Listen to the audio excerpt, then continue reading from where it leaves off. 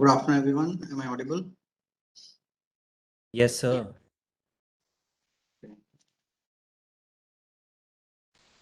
So today onwards, I'm going to start my discussions on the copyright law. Therefore, I suggest that if you can put up this message on your batch group, because I see only 16 people, and if at all, for whatever reason, the history part of our discussion was not too interesting for some people, and if at all that is partially the reason of low attendance, then let people know that I'm going to start copyright law now onwards, and if they wish, they can join in. Of course, the presumption always remains that they would watch the video subsequently. Okay, so somebody should, I don't know whether CAD reps are present, but if somebody can just put up the message so that people know.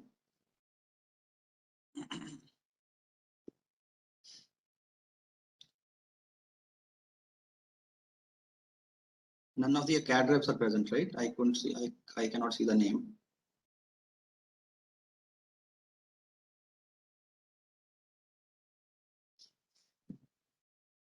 Okay, Shrudula says I put up the message, right?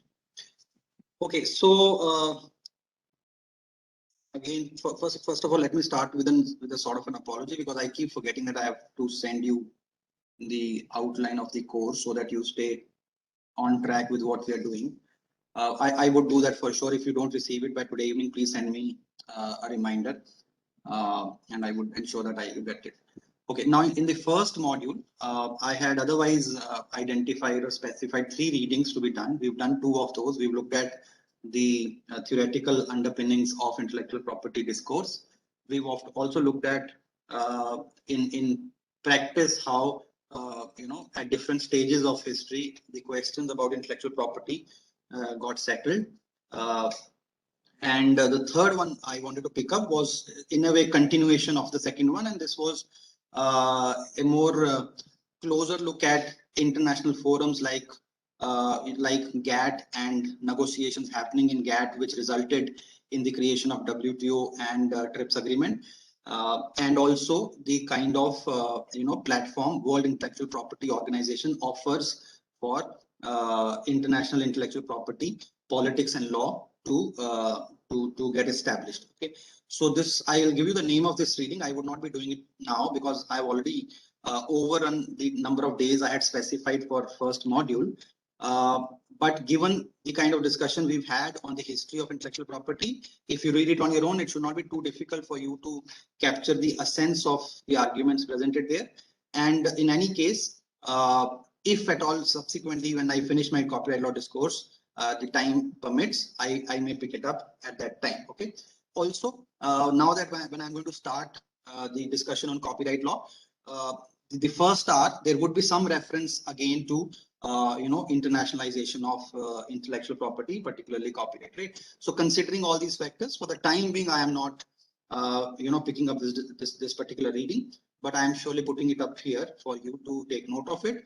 And if you wish, you are always encouraged to read it and understand it. So I just type the name here.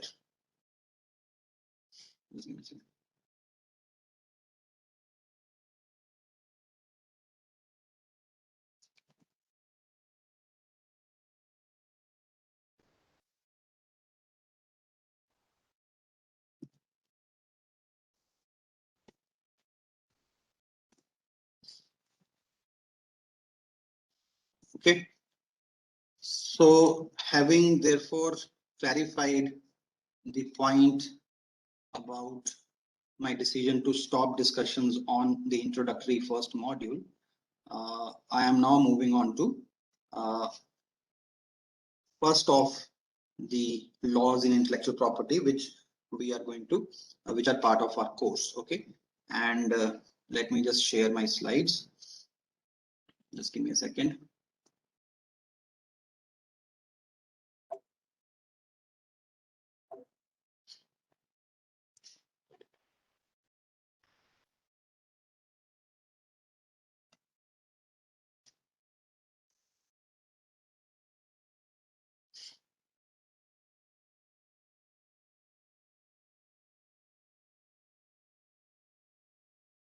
Is it visible? Yes, sir.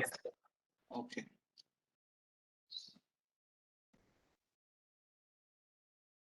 So let's start discussing copyright law now, and let's spend some more time on the history part of it. Okay.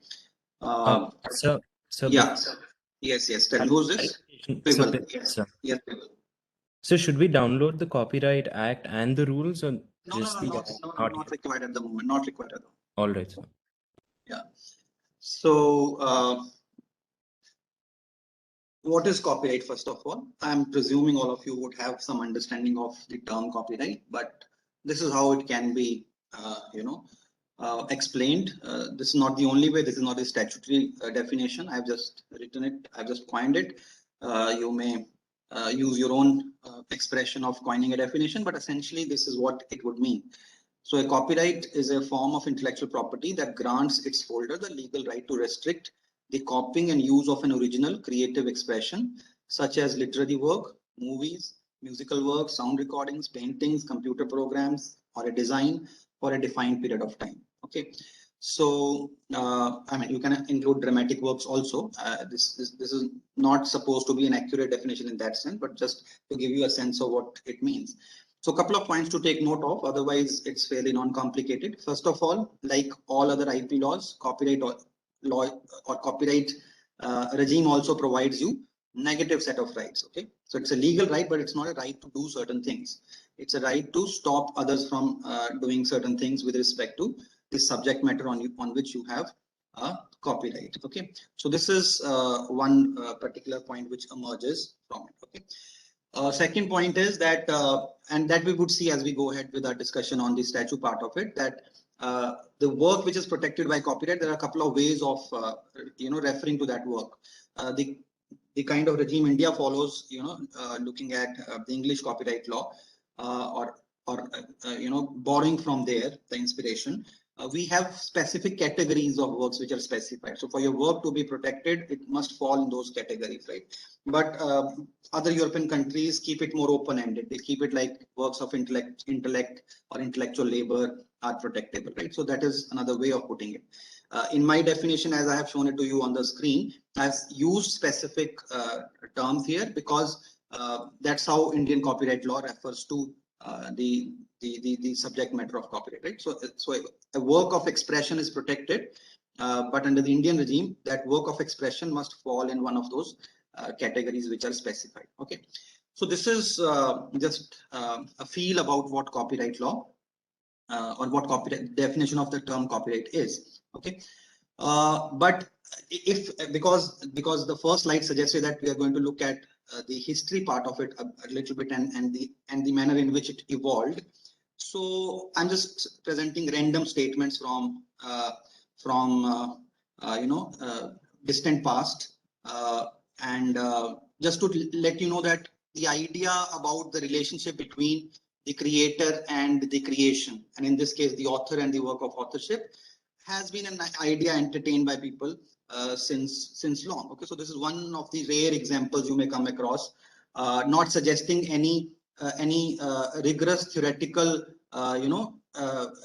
theoretical positioning vis-a-vis how one should look at it, but yeah, one of the random cases which were to be decided, and similarly one of those random rare responses to a situation. So you had Irish King Dermot enunciated a copyright principle in settling a dispute in 560 AD between Abbot Fenian of Morville and Saint Columba over the later's furtive copying of Abbot's Psalter, declaring this, which meant to every cow her calf, to every book its copy. Okay, so whoever is holding that book, the right to create copies over that book would also belong to that person. Something like that was this. Okay, and as I said, this is like a rare kind of a thing you would come across. Not that literature is filled with such examples. Okay, but surely this also suggests that whenever, if at all, an author made a claim about copyright, then a response based upon some kind of moral link between the creation and the creator was appreciated. Okay, but then, like we saw in the previous discussion on the history of IP law, certain technological changes were going to push for a more disciplined response, or a more coherent response towards the question of relationship between the creator and the creator. Okay, so copyright right now I'm presenting as the question of how do we define this relationship between the creator and the creation, the author and the work. Okay, so printing press gave birth to these scenarios, as we've seen previously. Also, a new community of readers emerged. Okay, so a kind of market emerged for the work of literature. Scope of piracy increased manifolds, and authors and publishers felt threatened. And not only these people, but the crown and the clergy also felt threatened, because now blasphemous material, libelous material, treacherous material, from the perspective of the political and religious elite, could also be printed, circulated anonymously as pamphlets, etc., etc., and therefore that was dangerous, right? So the initial response was to control it through way of licenses, right? So the idea, even after emerging of printing press and the kind of changes it is making in the society, the question is not arising vis-a-vis whether authors should be given the right to their works of authorship. Okay, the first response is a response to the kind of threat which is being perceived as a result of greater capacity to think and reduce your thinking into writing and circulate your writing to the world at large. Okay, so the first response was a response by way of licenses, whereby only if license is granted that somebody could publish the material, and only that person who was granted the license could publish it. Okay, so some random examples again. Venice, Italy predated England in both the introduction of printing and granting of licenses. So these are just examples one may come across if one looks at the history of it. My information about each of these examples is limited to what is presented on your slide. 1469, the Venetian Senate granted a German printer, Mr. Spira, a 5-year monopoly on the printing of letters of Cicero and Pliny. So not everybody could do it. Similarly, author Antonio Sabalico, the historian of the Republic, was given the right to publish his decade of Venetian affairs. Okay, so not everybody could start printing the history of Venice. Okay, only the historian of the Republic was authorized. Okay, so such examples are there. You can see the last one, which says the decree of the Council of 10, which prohibited the publication of an author's work without the proof of the author's permission. And one can say that, okay, fine, there is some recognition of author's right. But again, the spirit behind this arrangement was also that freedom to print should be restricted as much as possible. Okay, so the spirit is not really to recognize author's work, but the spirit was to restrict freedom to print through the means possible. Okay, some examples just to make the things a little lighter and colorful. Some notices, initial notices, copyright notices. Okay, initial forms of how these notices were sent. So this is by a Jewish community in Venice. Okay, they sent this notice to the world at large. saying that we have agreed to the reasonable and proper request of the worthy and honored Master Salman Rossi. Yes, Karthik, I would be mailing these slides. We have agreed to the reasonable and proper request of the worthy and honored. Yes, is there a question? Was Yes, there a sir. question? So, Yeah. that is Nishtha. Yes, Nishtha. Was the license to the printing press from preventing publishing of author's work, or was the license to the author itself that they could not submit their work for publishing? No, I didn't get your question. Can you repeat again? So what the license regime, was it for the press that they could not print multiple copies of some author's work, or was it for the authors themselves that they could not, give their work for dissemination?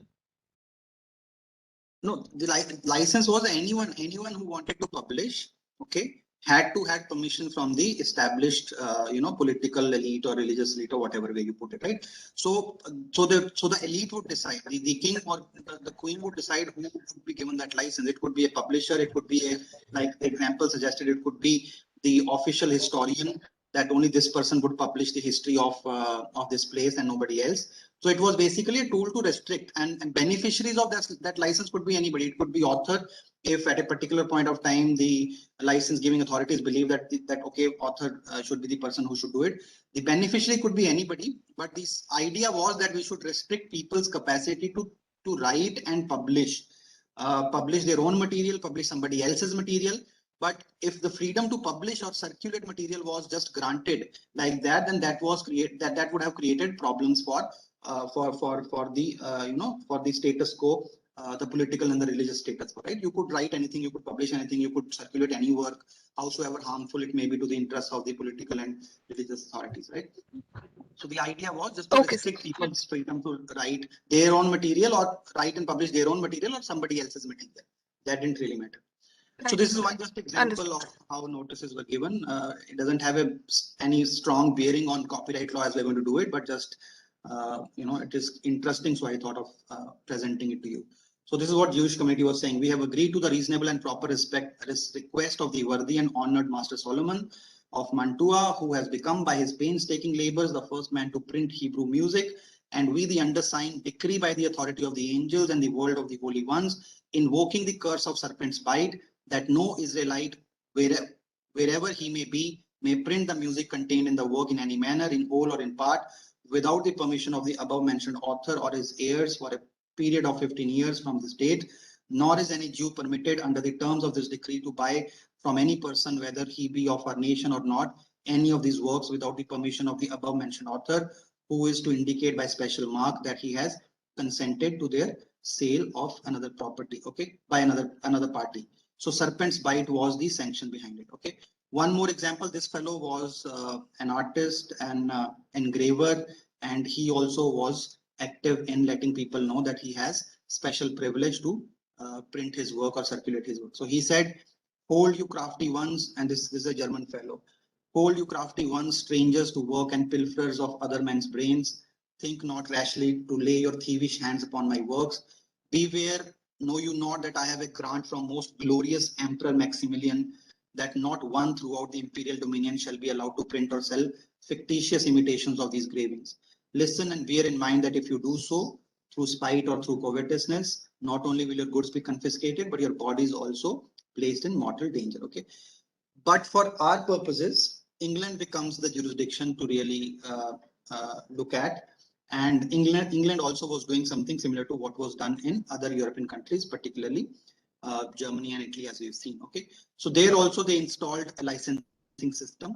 King Henry VII started a system. King Henry VIII implemented it in a real sense and required the literature to be approved by Privy Council.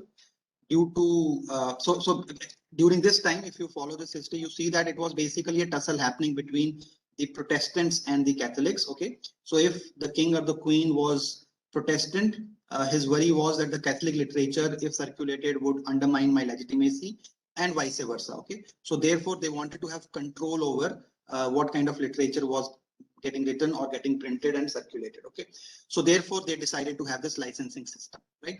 So again, in this system, the spirit is not really to take cognizance of the work the art of authorship, but to ensure that people's capacity to think, write, and circulate gets gets controlled. Okay, but this was also the era when the spirit of free thought and all that had started taking roots in England. So therefore it was not really easy to directly control people's capacity to publish, to write, to talk about certain things. Okay, so indirect means had to be found out.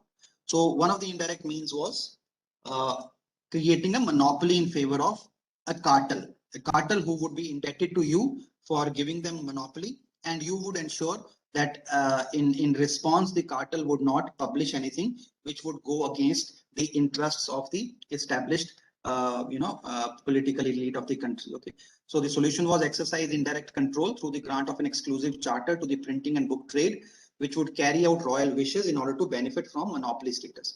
So this cartel in England, in London, was called as Worshipful Company of the Stationers of London. Okay, so they were worshipful of the king or the queen, and they promised not to publish anything which could be libelous, treacherous, blasphemous, and stuff like that. Okay, so the Stationers Company Charter was confirmed 2 years later it was created in 1557, 2 years later by Queen Elizabeth. By this time, the goal was of suppressing Catholicism, as I've already explained. The previous queen was Catholic, so her aim was to suppress Protestantism, but then the next queen had exactly the opposite intention. The privilege was strengthened further by way of a decree in 1566, which authorized Star Chamber to enforce the monopoly of the Stationers Company.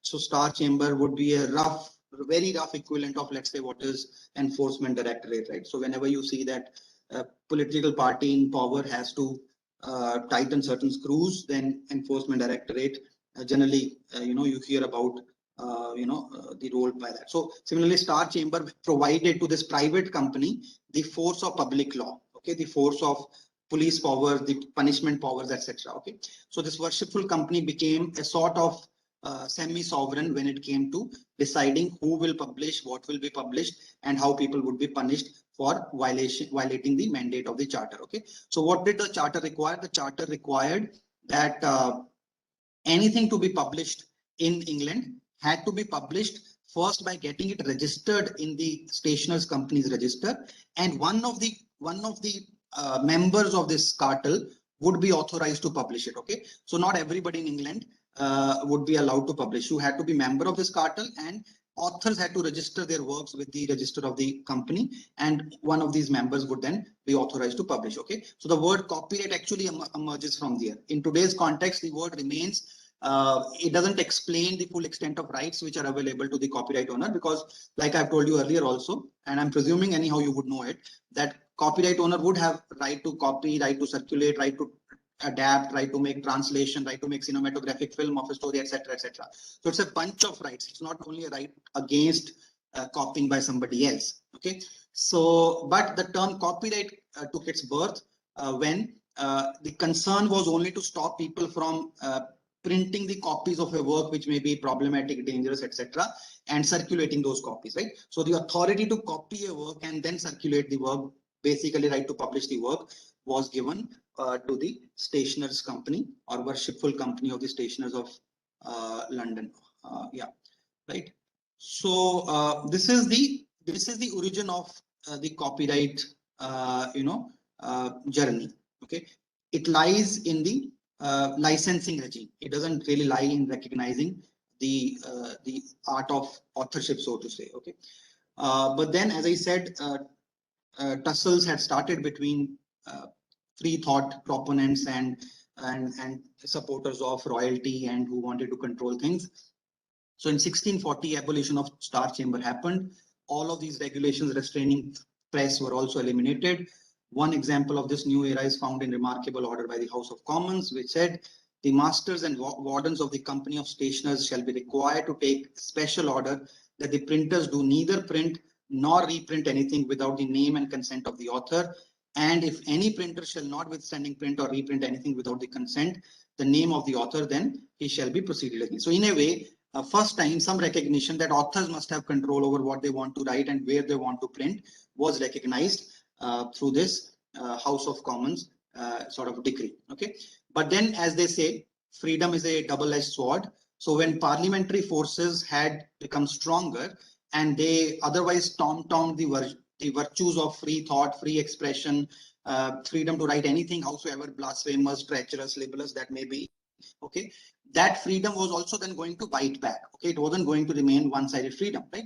So when these people became politically stronger, okay, the other party, which had now become politically weaker, the supporters of the royalty, the earlier status quo, they also exercised the same newfound freedom to write back and hit back against the new political order. Okay, and this kind of freedom by the other side was also not appreciated by those who were otherwise in favor of letting people write, circulate whatever they wanted to, right? So the older order was re-established, but of course this time in favor of the House of Commons and public representatives. Okay, but the new order, the old order came back again. The Stationers Company became the sole monopoly holder, and again the idea was that you would not let a certain kind of material be published. Okay, but eventually this system had to give way because it would have been too hypocritical on the part of those who were otherwise championing individuals' freedom, and then to also crush the freedom by way of not letting people speak, howsoever uncomfortable those thoughts were. And by this time, you also had people like Locke and Milton and their articulation, refined articulation on the virtues of freedom of expression becoming an important factor in English political discourse. Okay, so therefore, as a result of it, finally in 1694, the world of licensing acts and exclusive stationers' rights ended, as the House of Commons, aided by arguments drafted by John Locke, refused to renew the privilege of the Stationers' Company. Okay, and then in 1709, we get the first Copyright Act of the world, which is known as the Statute of Anne. Okay, so this was the first one, and this is how the preamble of the statute, refer to the question of copyright. So what does it say? The first 2-3 lines, it says, an act for the encouragement of learning by vesting the copies of printed books in the authors or purchasers of such copies, which meant whoever author would sell it to during the times therein mentioned. Okay, and the time was 7 years plus extendable to 7 more years, 14 years or something like that. Okay, so this is therefore the first time when you had copyright in its more modern sense taking birth. Prior to that, it was all about attempting to stop people from circulating the work and thereby threatening the status quo as it existed at different point of time. So even if authors were somehow beneficiaries of it, it was only because that was felt to be the way to control the circulation of ideas. Okay, so this is what. Also, point to be noted is that this act, the preamble is reflecting some sort of utilitarian, logic also to copyright law. Okay? It says an act for encouragement of learning, and it was believed therefore that by securing authors, with respect to their property rights in their creations, learning would also be encouraged in the society. Okay, so this is how the first Statute of Anne came into existence. Okay, now this is slightly descriptive in terms of how it came into existence, but if you again read literature, you come across another story about how Statute of Anne came into existence. Okay, and that story aligns itself to the kind of history we have looked at, or the insights, historical insights we have looked at from the reading which we followed. Okay, so what is the other side of the story? So one side of the story looks like, okay, this was finally in the era of freedoms and all that, authors, their contributions were recognized, and that's how you had the first copyright statute coming into existence. Okay, the other side is that this was a very clever ploy utilized by the Stationers' Company. Much like how while doing the previous reading, we saw how nimble the American publishers were, nimble-footed the American publishers were when it came to deciding how best to secure their interests. Similarly, in this case also, this was some sort of deftness on the part of the Stationers' Company of London, which actually resulted in the creation of the statute. Okay, so it's not all about altruistic appreciation of authors' rights, which resulted in the creation of the statute. Okay, so what was their role? How were they part of this whole story? So, historical analysis suggests that after the stationers company lost its monopoly, okay, they made many petitions again and again to get back that monopoly, but all those petitions were rejected. Okay, finally, when they realized that the parliament is no more in mood to give us back the monopoly we have, they wanted to settle for the second best option. Okay, they did not want the freedom to print to be just available to anybody and everybody, because in that case they would have been ruined by the competitors, in other parts of England. Okay, so they then knew that in terms of the political and economic cloud, they were best positioned. If exclusive rights are created in favor of people who create work, then they were in best position to buy out those rights and thereby continue their monopoly of sorts vis-a-vis that, right? So it was an act which was sponsored by the publishers or the stationers company of London. Although in terms of projection, it was about respecting the author and his work, or enticing the author, incentivizing the author to create works which would benefit the society at large, right? So this was the calculation that, okay, we are not getting the first thing we wanted, the best thing we wanted, but then instead of giving up everything, let's settle for the second best thing. And the second best thing would be to, in the name of authors, empower the authors, and also authors would, the literature which was already in existence had already been through contractual arrangements. Authors were restricted from getting it published from anywhere else. So the stationers company all believed that existing literature was already in its kitty. Creating rights in favor of authors would just embolden their position vis-a-vis those works of authorship which was already in its control. Okay, and of course they believe that subsequently also for some period of time they would have an edge over any potential competitor emerging anywhere else, because they would have deeper pockets, better capacity to negotiate with people who are creating their rights, right? So this, in that sense, this becomes similar to how the American publishers were changing their position, or they were positioning themselves, right? Did you follow the example? Need some response, quick response? Are you guys there? So Okay. I Yeah. have one doubt. Yes, who's this? Leher. Yes. Leher. So you mentioned that the author were had something in kitty, like the No, I existing said literature. publishers. They publish the stationers company of London, because at that time they I don't have really hard evidence for it, but I'm presuming this is how the situation was at that time, after having read some history on it, right? That law also prohibited authors from going anywhere else other than the stationers company, right? So I'm presuming that they had ensured that authors do not have the freedom to get their work of authorship published anywhere else, right? So in that state of affairs, the literature which was in existence at that time, the stationers company believed that by legalizing the author's right over his or her work, and at that time it was mostly his, I mean, it was only male authors, so if it would not be wrong if I just use the word his here.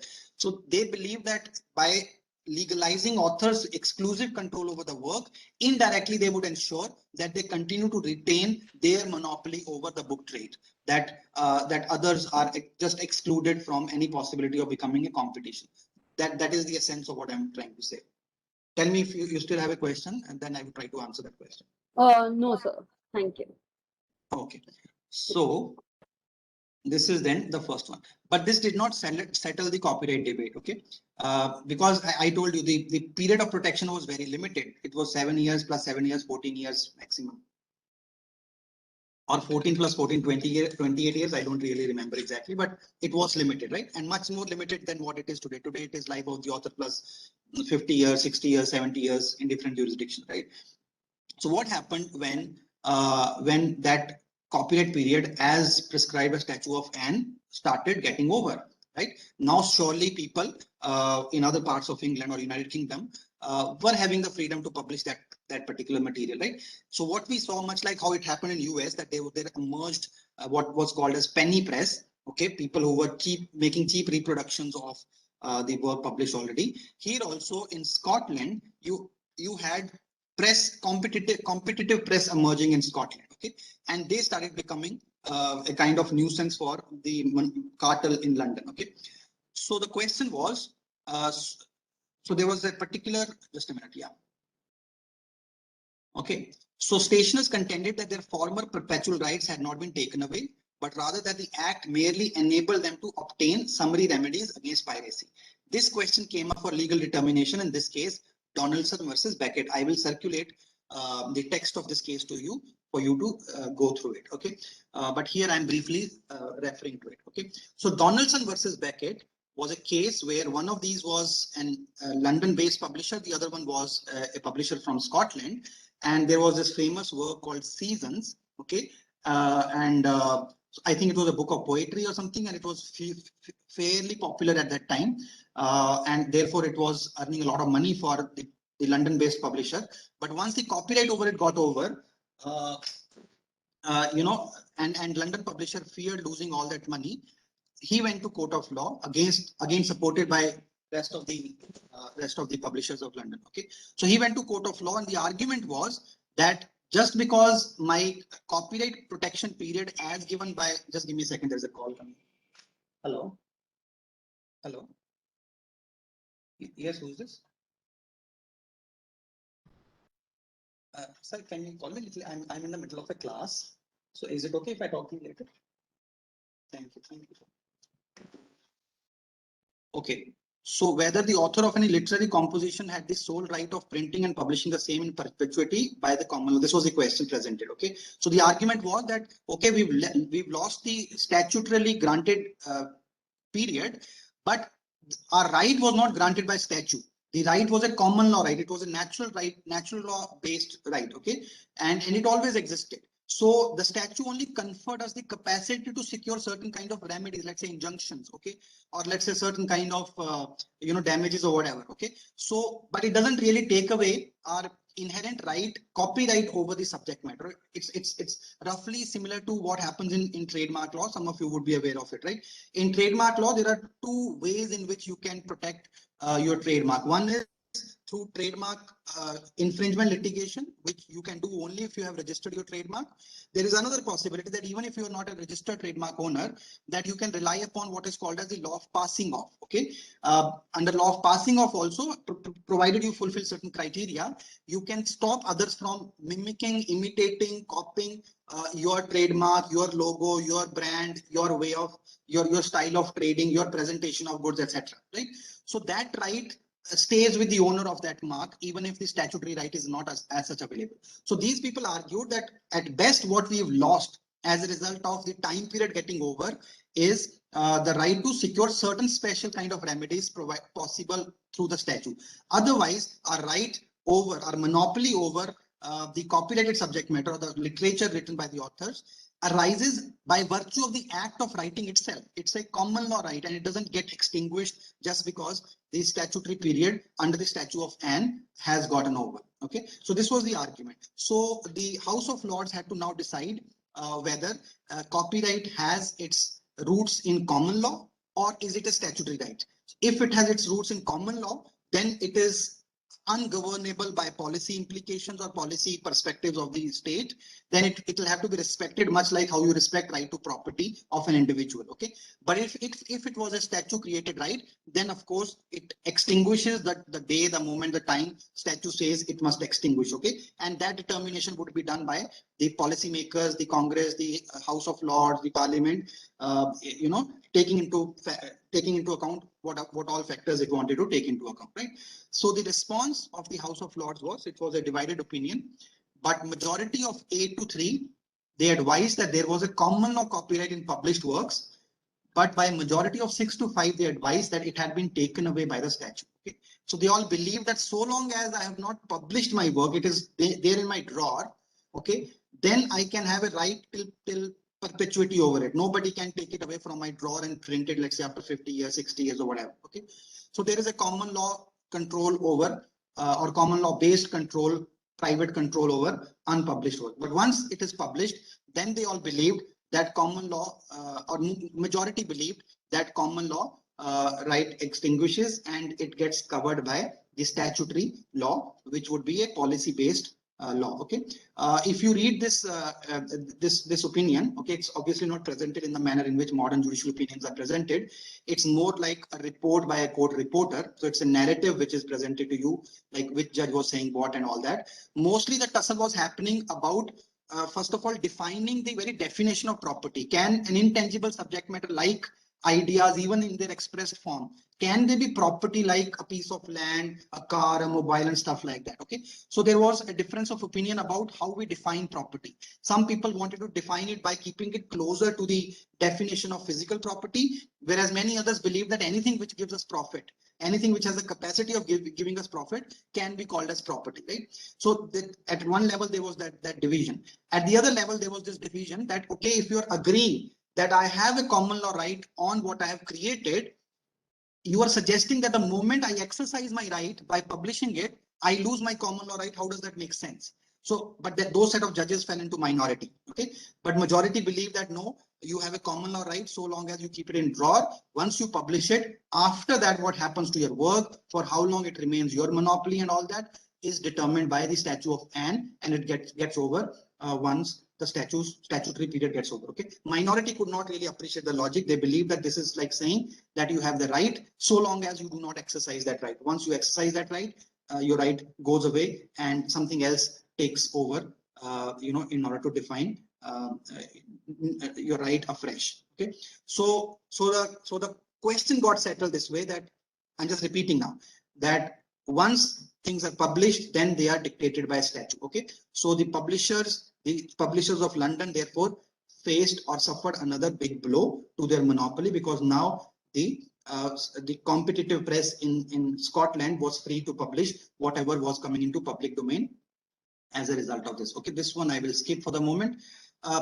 Brief look at US. So you have these two people, Thomas Jefferson, James Madison, whose letters to each other are often quoted whenever US intellectual property and its origins are talked about. I had referred to Thomas Jefferson's opinion in my first lecture with you on IP. So I'm just recreating. He wrote this to Madison when they were thinking about whether intellectual property should be part of the constitutional scheme of things for America or not. Jefferson believed that ideas should freely spread from one to another over globe for moral and mutual instruction of man and improvement of his condition. It seems to have been peculiarly and benevolently designed by nature when she made them like fire, expansible over all space, without lessening their density in any point, and like the air in which we breathe, move and have our physical being, incapable of confinement or exclusive appropriation. Inventions then cannot in nature be a subject of property. Okay, then he goes on to say that there can be cases where society chooses to create monopolies as an encouragement to men to pursue ideas which may produce utility. James Madison also agreed with what Jefferson was saying. So he said, but grants of this sort can be justified in very peculiar cases only, if at all. The danger being very great that good resulting from the operation of the monopoly will be overbalanced by the evil effect of the precedent, and it being not impossible that monopoly itself in its original operation may produce more evil than good. Okay, so he was also overcautious, but ultimately they settled for a clause in the Constitution like this. It said the Congress shall have the power to promote the progress of science and useful arts by securing for limited times to authors and inventors the exclusive right to their respective writings and discoveries. Okay, so it was again couched in a highly ends-oriented formula. So this is American parallel of Donaldson versus Beckett. Okay, first of all, this is the first copyright case decided by American Supreme Court, and secondly, in terms of importance, jurisprudential importance, this is equal to or and factually also somewhat similar to Donaldson versus Beckett. Okay, here also the question was, do I have my common law right over what I create, or is it a statutory right? Okay, and the US Supreme Court clarified that an author at common law has a property in his manuscript and may obtain redress against anyone who deprives him of it, or by improperly obtaining a copy endeavors to realize a profit by its publication cannot be doubted. But this is very different from that which asserts a perpetual and exclusive property in the future publication of the work after the author shall have published it to the world. Okay, so they also drew this distinction between things which are still unpublished versus things which are published. Okay, so this is some some distant history of copyright law. in its more modern sense, in terms of how it became an international regime. We've looked at some of these things, so I'll quickly run through it, and I'll take a 5 to 10 minutes break after this. So internationalization of copyright has happened in 3 stages, much like other areas of intellectual property. So it's not specific to copyright, but right now I'm referring in the copyright law context. Okay. So first is in the form of multilateral treaties like the Berne Convention. I'm not spending time here because I'll keep referring to the provisions of Berne once we look at the copyright law in a substantive sense. Okay. But some sort of history we've already looked at, so I'm presuming that it will not be wrong for me to just skip over some of these things. Okay, so you have Berne Convention, you have TRIPS agreement, which is just incorporating Berne for the most part of it and adding certain more teeth and provisions to it. TRIPS agreement, like we've seen at a macro level, when you look at it, it is suggested that it was part of what is called as linkage bargain diplomacy, whereby the developing countries who had still not appreciated the full implications of an internationally standardized intellectual property regime and who didn't really appreciate if they were going to lose out anything, if at all such a regime was going to be established.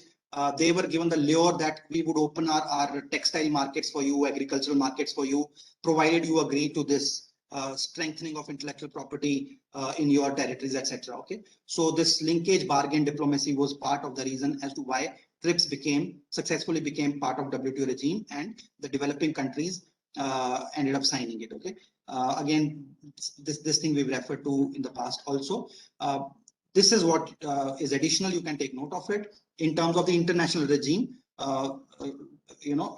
which impacts how countries are framing their laws. Okay, so this is World Intellectual Property Organization's Copyright Treaty, WCT 1996. Actually, there were 2 treaties, one for copyrighted subject matter, the other one was for performance and phonograms, but I'm referring to this one. So this particular treaty had a peculiar clause which was different from how copyright regime had been conceptualized so far in Berne Convention or TRIPS agreement and all that. Okay, so what is that peculiarity? If you see the last point here, it says Article 11 of WCT requires contracting countries to provide adequate legal protection against the circumvention of effective technological measures. Okay, so because of digitization of the our way of communicating, generating literature or other kinds of creative efforts, etc. The threats perceived by copyright owners also increased manifold. Okay, because now you could, with a click of button, copy something, circulate something, distribute something, modify something, and there was very little which could be done against an individual, right? So from the copyright industry, there was a demand to do something about it, right? So this treaty is a response to that demand. So this treaty says that obligation is not only to protect the author or the creator with respect to the subject matter of creation, the obligation is also to protect the author or the creator with respect to the self-help measures the author or the creator has taken in order to protect his work. Okay, so let's say passwords, encryption, etc., etc. These are technological measures which the authors or the owners of copyright can adopt, right? So by Article 11 of this treaty, obligations on signatories would be created to ensure that their copyright regime ensures that this also gets protected, right? But it's not as widely,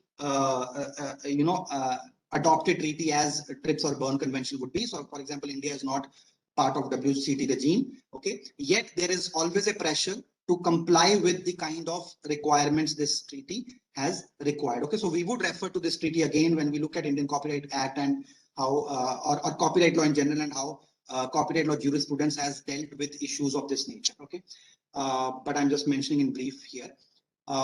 I would be taking 5 more minutes. So if you're thinking that we should take a break, I'll take a break after I finish these set of slides. Okay, so multilateral treaty formation is one way of doing it. The other form is bilateral agreements, and mostly, what is called as FTAs under the WTO regime. Okay, this is interesting. Okay, prior to TRIPS came into existence, bilateral investment treaties was the way in which the developed world was trying to ensure that its own notions of intellectual property get standardized globally. Okay, but that was felt to be an inefficient way of doing it. It was cumbersome. It had its own transaction costs and all that. Okay, so a kind of new regime was created, that is TRIPS, which was a universal regime. So there was no need to now go knocking at the doors of each of the countries and then secure higher levels of protection, because everybody was now required to meet standards. Okay, but like I mentioned yesterday, that TRIPS wasn't really like giving everything which was desired by the developed world. It was still filled with spaces which could be exploited by those who wanted to retain some authority, some sovereignty vis-a-vis how they wanted to design their intellectual property laws, right? So, so paradoxically and ironically, bilateral way of doing it was again felt to be a better way of doing it, because multilateral platforms, there was a possibility of groupings happening and pushback happening against attempts to universalize certain standards, right? So free trade agreements, one-to-one dialogue between two entities, America entering into free trade agreement with country A, B, or C, European Union trying to enter into free trade agreement with India, was felt to be a better way, because first, mostly free trade agreements do not get as much of public limelight as an international treaty negotiation, generates. And secondly, in one-to-one agreements, you also, stop the possibility of developing nations or people of certain nations of certain interests coming together, forming groups and jeopardizing certain attempts, right? So free trade agreements was again felt to be the way to go about it, right? And that's how also copyright regime has been further standardized, what is called as a TRIPS plus regime. An attempt is made to ensure that TRIPS plus regime comes into existence. Okay, so what would be TRIPS plus regime? One example would be, let's say, requiring everybody to adhere to what WIPO copyright treaty requires. Okay, TRIPS doesn't require this, right? So if you're not doing this in your copyright law, you're not in violation of TRIPS. But developed world wants this to be part of copyright laws across the world. So you look at America's free trade agreements with various countries, Australia, Morocco, Chile, etc. They require those countries to adopt measures like the one prescribed by World Copyright Treaty. Okay, even if those countries have not signed the WIPO copyright treaty. Okay, so this is another way of standardizing the copyright regime and making it go a notch higher than what TRIPS regime may require. And finally, and with this I'll conclude, if you're getting a little impatient with the fact that we've run over 50 minutes. The last way in which copyright regime globally is getting universalized is unilateral measures, particularly from United States of America. So in US, they have a US Trades Act.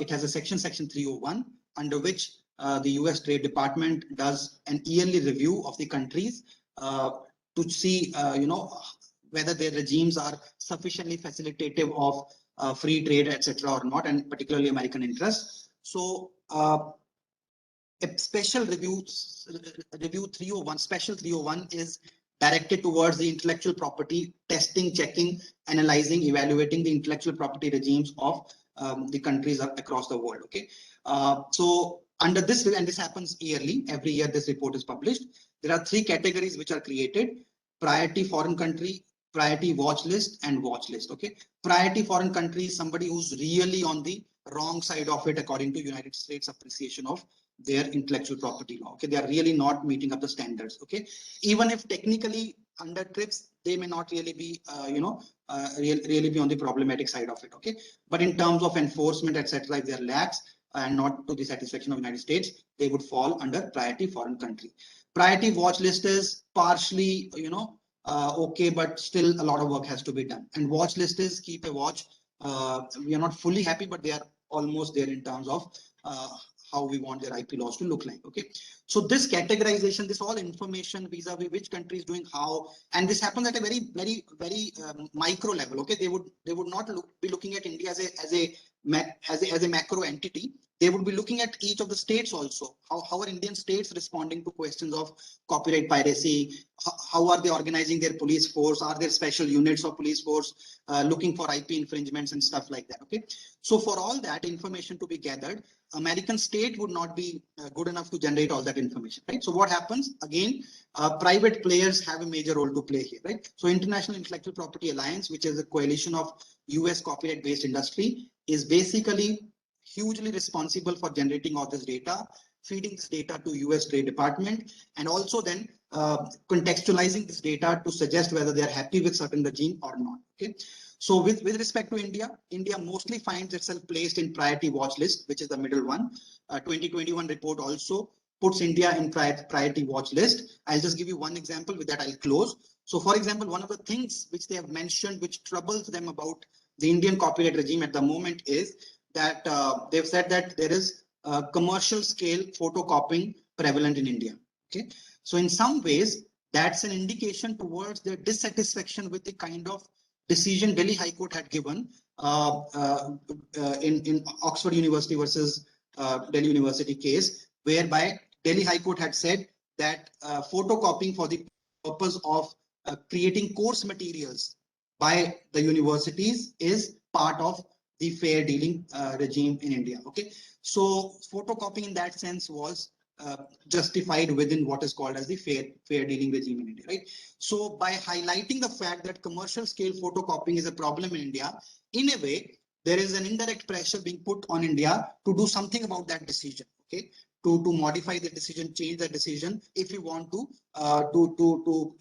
come out of the priority. This was not the only point, but this is the easiest one at the moment for me to explain, because for any other thing, it would take me on a different course of action, because we've just started doing our intellectual property and it'll be a little difficult for you to understand, right? So in this manner, through special 301 review, sort of political pressure mostly is exerted on countries. Some sort of international shaming is done that you are a pirate country, that you are not living up to the standards of respect for intellectual property, ingenuity, creativity, etc. And thereby countries are goaded, arm twisted, encouraged, whichever way you want to put it, to meet up the standards as appreciated by United States of America. Okay.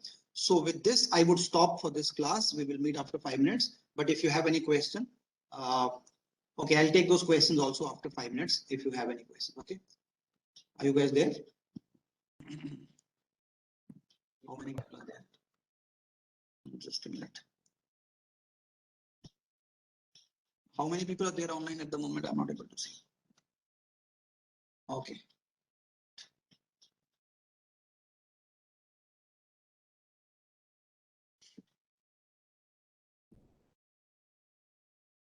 Just give me a second. I have just switched on my camera, I think.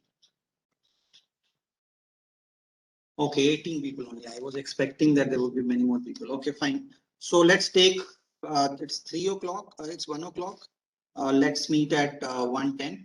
Is that okay? Yes, sir. Yes, sir.